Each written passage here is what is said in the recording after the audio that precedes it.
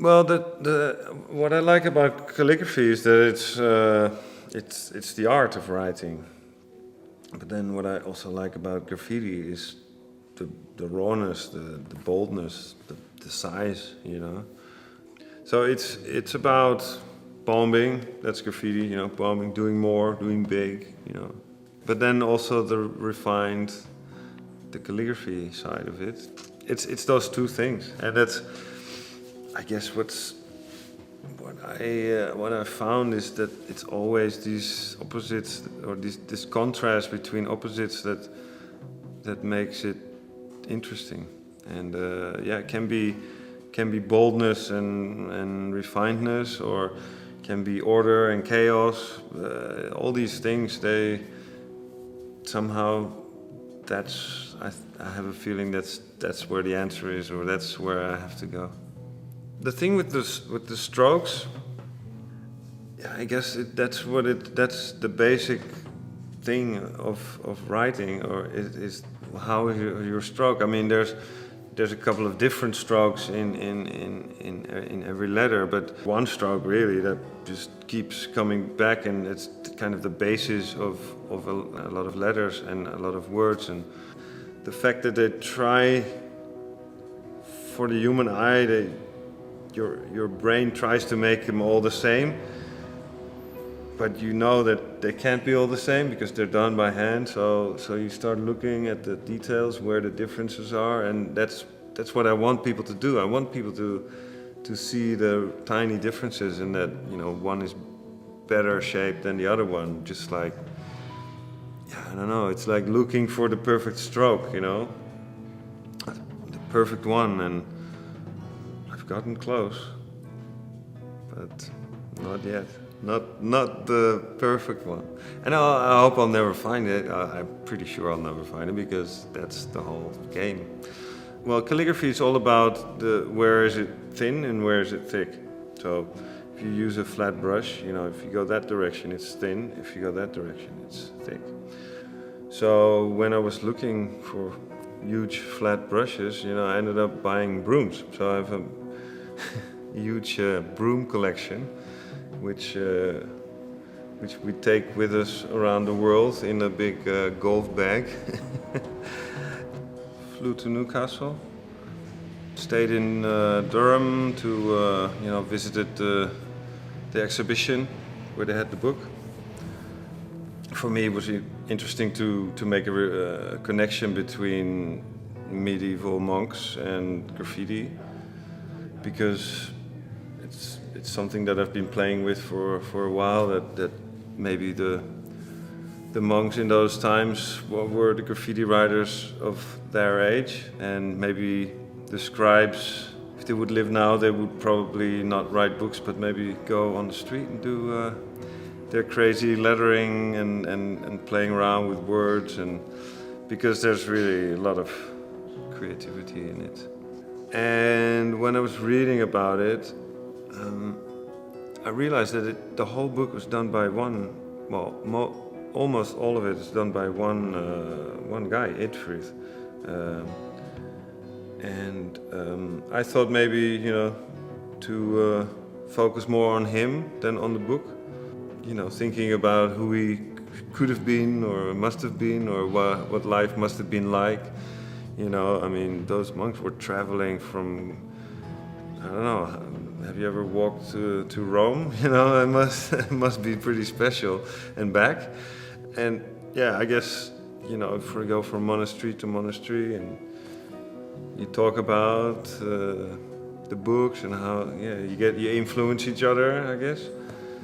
You share techniques about making ink and stuff like that. That's also similar to the graffiti. But going back on Eatfrith, yeah, of course I don't really know what life was like. Can only imagine, walking around in old castles or ruins, like how it must have been. But just the dedication to work on a book for 10 years or so, or 12 years. I see a certain passion and dedication that the monks must have had in those days. I sort of translate that to the dedication that the graffiti writers have to just still go out, do trains, paint walls, do illegal things, risk getting caught, you're not getting paid. So you're doing it for the cause, and maybe those monks were doing it for their cause. So I see a lot of connections. So to kind of get me going, the organization asked the writer of the book about the book, Richard Gameson. He's like the authority on the Lindisfarne Gospels. To translate a couple of things that are in the book that people would know, people would recognize, because it's written in Latin, and all like the beautiful like letter connections and illustrated letters. That's all in Latin. Yeah, he kind of sent me a couple of texts in Latin, in English, and in Old English. But I guess I kind of went for the Latin because that was the original version of the book. So in the beginning was the word. It's in principio erat verbum. It's something that you keep seeing. So, and for me that was, in the beginning things started with the word for me as well. But the word was shoe. I've had that name as a graffiti name since I was 11 or so. And words play around with the word a lot. So in the beginning there was the word, that appealed to me. And there's the wall in Woodhorn where the word verbum just keeps going and then transforms, and then the first into the word veritas, which starts with the V or U. I called that the word versus the truth. It's called the Lindisfarne Gospels, and the word gospel just sounds so religious. So I had to point out that I'm not doing this, as a religious thing. Which was funny actually, because in Durham, I was doing this big wall. I did the name of the monk who actually wrote it, Eatfrith or Eatfrith. I'm not sure how you pronounce it, but so I kind of made it as if he would be a graffiti writer and then do a piece with this name. It's a pretty cool name, Eatfrith. It could be a graffiti name. Straight out of Lindisfarne. He's down with the Latin crew and stuff like that. It's kind of a joke, but yeah. So people were looking at it and they seemed to really like it. What am I trying to accomplish? It's kind of a trick question. I'm not really trying to accomplish anything. It's just that I feel I have something here, and the thing is, if you want to be really good at something, you want to be the best in the whole world of one particular thing, then you better invent that thing, and then you'll be the only one doing it, so you'll be the best one doing it.